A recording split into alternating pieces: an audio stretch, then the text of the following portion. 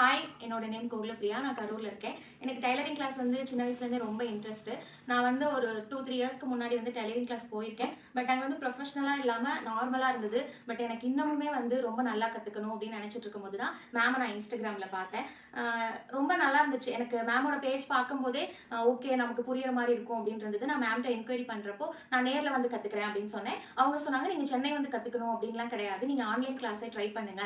நீங்க ஜஸ்ட் ஒரு வீடியோ பாருங்க. உங்களுக்கு புரியலன்னா என்கிட்ட சொல்லுங்க அப்படின்னாங்க. ஸோ நான் அதே மாதிரி online class fashion designing course எடுத்தேன். ஸோ நான் ஆன்லைன் கிளாஸ்ல தான் இப்போ வரைக்கும் குர்த்தி கோர்ஸ்ல இருக்கேன். ரொம்பவே சூப்பரா இருக்கு கிளாஸ். ரொம்ப கிளியரா இருக்கு. இப்போ யார் என்ன ட்ரெஸ் கொடுத்தாலுமே நல்லா பண்ணலாம். அந்த அளவுக்கு இருக்கு. நீங்க ஆன்லைன் கிளாஸ் ஜாயின் பண்ணணும் அப்படின்னு நினைச்சீங்கன்னா கண்டிப்பா ஜாயின் பண்ணுங்க. ரொம்பவே கிளியரா இருக்கு. மேம் என்ன டவுட் கேட்டாலும் சூப்பரா சொல்லி தருவாங்க.